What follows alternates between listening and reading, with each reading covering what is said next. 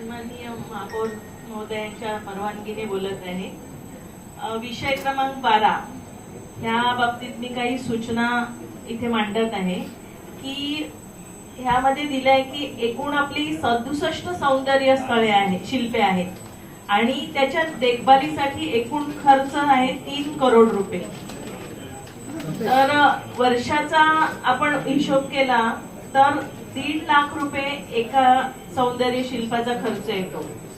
3 वर्षासाठीचा हा खर्च आहे. पण ह्या स्मारकांची आपण अवस्था बघितली तर शहर सौंदर्यीकरणासाठी जो हेतू आहे तो साध्य होताना दिसत नाही आणि ह्यामुळे आपले जे नागरिक आहेत त्यांची नाराजी आपल्याला दिसते, ती आपल्याला सहन करावी लागते. म्हणजे थोडक्यात बघितलं तर काही तलाव आहेत, तर तलावावरची कारंजी आहेत ती चालू नाहीये आणि काही ठिकाणी बॅनरचे जाळे पसरलेले आहेत. तर त्यासाठी आपण जे ठेकेदार आहेत त्यांच्यावर तसं कडक हे केली पाहिजे अंमलबजावणी की आणि दैनंदिन कामासाठी आपण ह्याच्यात उल्लेख केलेला आहे. तर खरोखर हे दैनंदिन याची होते का साफसफाई देखभाल दैनंदिन होते का, त्या बाबतीत ठेकेदारांवर कडक अंमलबजावणी केली पाहिजे आणि त्याच्यावर कामाचे ऑडिट करून योग्य असण्याचे ॲफिडेव्हिट घेण्याचे नमूद करणे गरजेचे आहे. व ही रक्कम मान्यतेसाठी आणली आहे तर त्याचे आकलन केले असता की थोडी जास्त वाटते, तर ती जवळपास 20% कमी करावी अशी मी सभागृहाला विनंती करते. धन्यवाद.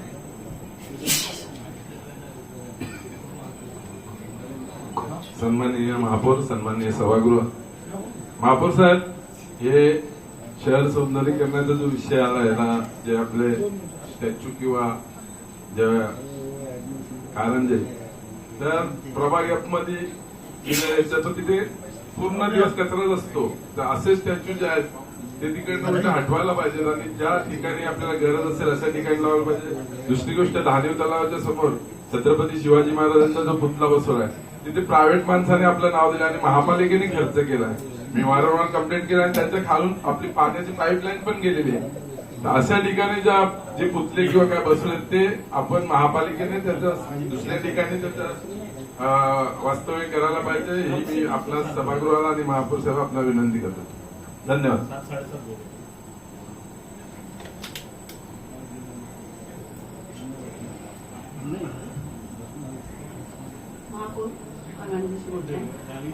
तर मला एक याच्यावर सूचना करायची आहे. आपला जे विरारला आपण हायवेनी एंट्री करतात तिकडे मला असं वाटतंय की आपला एक मोठं वसई विरार शहर महानगरपालिकाचा मोठा एक गेट लावा आणि तिकडे एंट्रली कमांडर सारखं, म्हणजे तो एक आपण येताना एवढं सुंदर आहे पण तिकडे तो कमान नसताना थोडासा अपूर्व वाटतो तो रस्ता. तिकडे आपण लवकरात लवकर कमान बनवा आणि वसई विरार शहर महानगरपालिका असं सूचना करावी. धन्यवाद.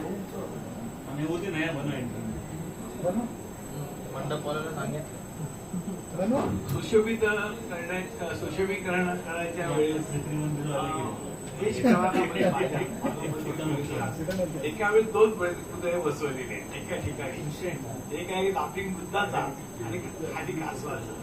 तर त्याचा जरा विचार करायला पाहिजे की कुठे कुठे पुतळे बसवायला पाहिजे. नंबर 2, पंचवटी नाक्यावरती जो बाबासाहेब आंबेडकरांचं जे गणपतीचा जो स्टॅच्यू आहे त्याच्या मागे त्या डिवायडरचे जे पोल कापलेले आहेत ते किती तरी 2-3 वर्ष झाली अर्धवट कापलेले आहेत.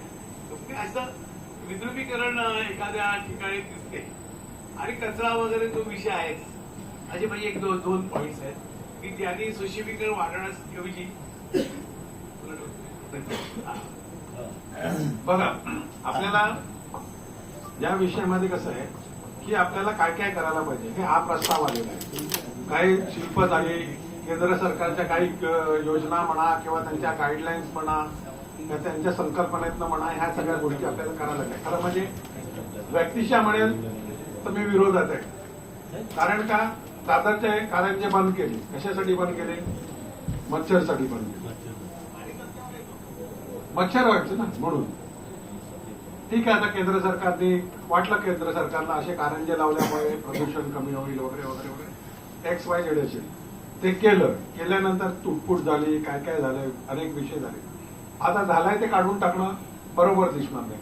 तर ते मेंटेन करण्यासाठी काय अटी शर्ती लावायला पाहिजे, बिल कसं काढायला पाहिजे, कशा पद्धतीने करायला पाहिजे, का बाबा काम होईल तेवढंच दिलं पाहिजे, का लमसम दिलं पाहिजे, हे जर विचार मांडले तुम्ही तर आपल्याला उत्तम होईल. हा विषय मंजूर करत असताना का बाबा एखादा कारंजा तुटला तर त्यात टोटल तेवढंच बिल द्या, एखादं सुशोभीकरणासाठी अमुक गोष्ट करायला लागली तेवढंच द्या. लमसम वर्षाला बाबा एवढे आहेत ना एवढं दिलं, मग त्यांनी केलं का नाही केलं, त्यांनी डिले केलं काय केलं असं व्हायला नको. ज्या ज्या गोष्टीचं त्याला खर्च होणार आहे तेवढं देणं गरजेचं आहे. साफसफाई वगैरे आपण आपल्या डिपार्टमेंटमधनं आजूबाजूची करू शकतो किंवा त्याची पण करू शकतो, पण हे स्पेशलाइज जे काम आहे हे अशा गोष्टीची सूचना तुम्ही केला तर आपल्याला तो विषय मंजूर करताना त्याच्यात अंतर्भूत करता येईल. बोला देशमुख साहेब.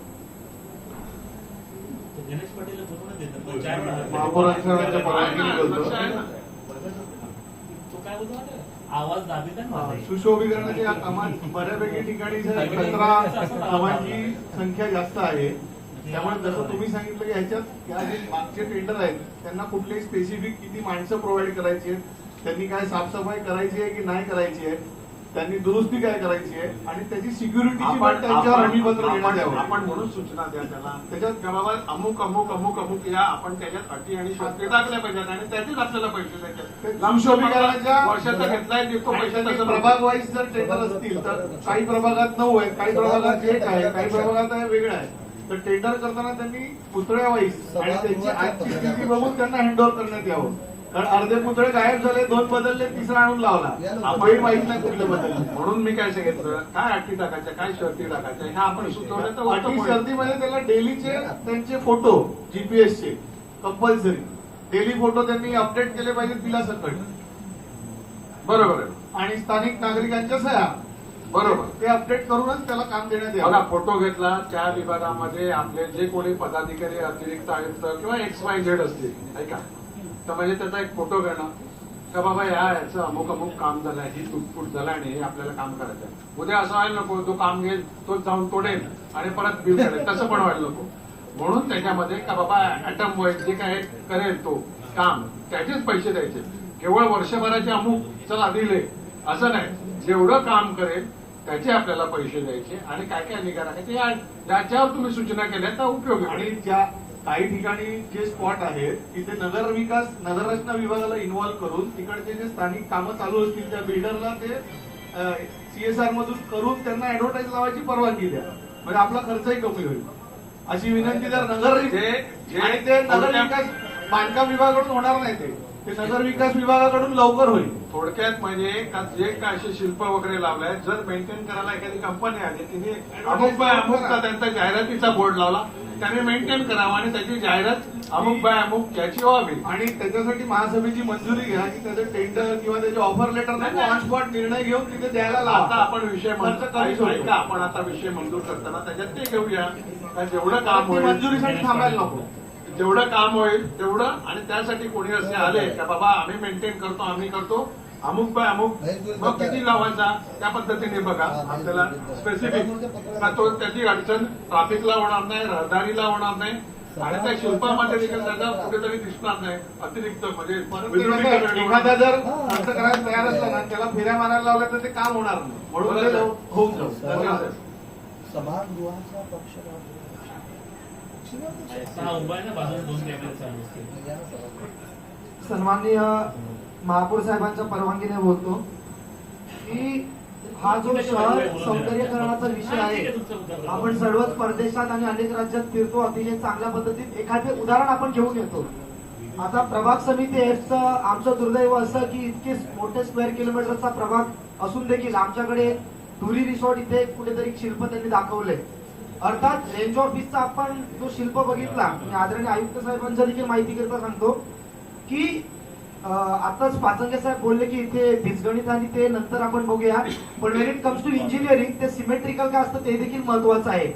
आज काय होतं त्या रेंज ऑफिसच्या त्या कारंजाकडे वॉटरचा या लोकांनी फाउंटन दिलेलं आहे. तो फाउंटन किती दिवस चालू असतो याची देखील माहिती घेतली पाहिजे. तो फाउंटन चालू असताना तो पाणी कुठे पडतो, फाउंटनच्या आतमध्ये पडतो तर पृथ्वीच्या डोक्यावर पडतो की कोणाच्या डोक्यावर पडतो याची देखील माहिती घेणं गरजेची आहे आजच्या घडीला. आणि साहेब आज सौंदर्यीकरणाचा विषय आला तर फार महत्वाचा विषय तुमच्या माध्यमातून आणि सर्व आम्ही सदस्य आहेत त्यांच्या माध्यमातून झाला पाहिजे. तो म्हणजे आपण जेव्हा आदरणीय सूर्यवंशीजी होते तेव्हा इथे आपण काहीतरी प्रोग्राम अनेक गावांचं नावं दिली. तो म्हणजे रांगोलीचा गाव असं जुचंद्र गाव. सो मला अशी विनंती आहे की आपण जेव्हा रांगोलीचं गाव जुचंद्र गाव असं नेमणूक करतो तर तिथे जे रांगोलीचे आर्टिस्ट आहेत किंवा ते कलाकार आहेत त्यांना आपण वसई विरार शहर महानगरपालिकेच्या माध्यमातून त्यांना रोजगार देणं देखील तेवढंच गरजेचं आहे. मग या वसईचे ब्रिजेस असतील, वसईची रंगरंगोटी असेल, त्याच्यामध्ये इतर कंत्राटी घेण्यापेक्षा आपण या जुचंद्र गावातील भूमिपत्रांना न्याय देऊन त्यांना इथे ते कॉन्ट्रॅक्ट दिले पाहिजे अशी माझी प्राथमिक विनंती आहे. त्या संबंधी आम्ही फिरत असताना आयुक्त साहेब होते, सन्माननीय आपले माजी महापौर मानकर साहेब होते आणि ते कला विद्यालय जे आहे आपल्याला नायगावला म्हणजे वसईला पूर्वेला तिथे असताना चर्चा झालेली आहे की यापुढे अशी जी कामं आहेत हे आपले स्थानिक लोक आणि या कॉलेजचे विद्यार्थी असतील त्यांना कमी किमतीमध्ये कसे करून देतील हे त्यांनी मान्य केलेलं आहे. आणि आयुक्त साहेबांनी सांगितलेलं आहे की या संबंधी असे स्थानिक कोणच असतील कारण त्या किमतीनंतर आधीच्या विचारूच नका तुम्ही. त्याच्यावर चर्चा झाली आणि तिकडे डिस्कशन झालं आणि त्या डिस्कशन मध्ये झाला का कॉलेजचे आपल्या इकडूनची वसई तालुक्यातले जे कॉलेजचे विद्यार्थी आहेत किंवा त्यांचे शिक्षक आहेत हे आपल्याला करून देतील. वेळ पडली तर भिंती रंगवण्यासाठी कॉम्पिटिशन अरेंज करू का त्यांनी कुठे ना कुठे जाऊन करतात. त्याच्यावर वाळू शिल्पाचा देखील विषय झाला आयुक्त साहेबांकडे का इकडूनचे आमचे लोक वाळू शिल्प पण बनवतात या कॉलेजचे विद्यार्थी. तर असा विषय झाला की आपल्या या गावामध्ये जर आपल्याला म्हणजे सुशोभीकरण काही गोष्टीचं करायचं असेल तर आपण आम्ही ठरवलं का बाबा कॉम्पिटिशन घ्यायच्या भिंती रंगवण्याच्या वेगवेगळ्या म्हणजे ठराविक भिंती आहेत त्या तिच्या कॉम्पिटिशनची कॉम्पिटिशन होईल, सुशोभीकरण पण होईल आणि स्वस्तामध्ये काम पण होईल. हा विषय झालेला आहे. धन्यवाद. साहेब एक दोन विषय त्याच्यामध्ये एवढीच आहे. आपण एक पत्रव्यवहार केलाय आणि त्या पत्रव्यवहारामध्ये काय की आपण सातवली फाट्याला साहेब तो टर्न मारतोय त्या सातवली फाट्याला अजूनपर्यंत काय कुठलं शिल्प वगैरे आहे नाही. सो आम्ही छत्रपती नरवीर संभाजी महाराज आपले चिमाजी अप्पांचं किंवा छत्रपती संभाजी महाराजांचं काही पुतळे जे आहेत बरोबर आहे त्याला आपल्याला राज्य सरकारची परवानगी द्यायला लागते. म्हणजे काही घ्यायचं हे आपल्याला करायला लागतं. काही गोष्टीसाठी रिस्ट्रिक्शन आहे पण आपण सगळे मिळून त्याच्यावर आपण तोडगा काढू.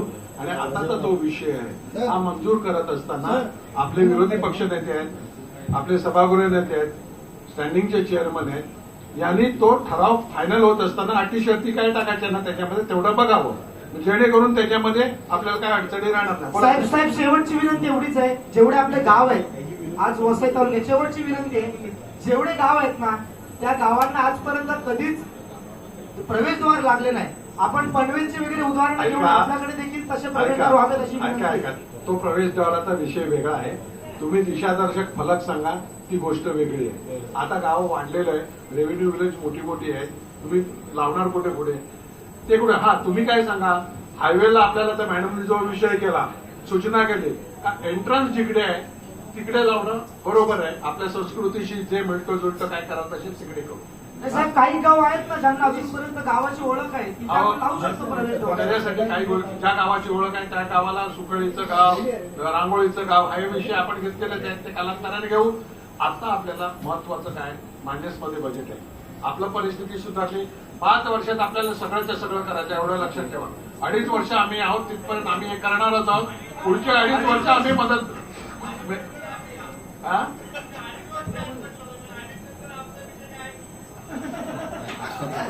तुम्ही जर आले आमच्या बरोबर तर सोन्यावर पिवळं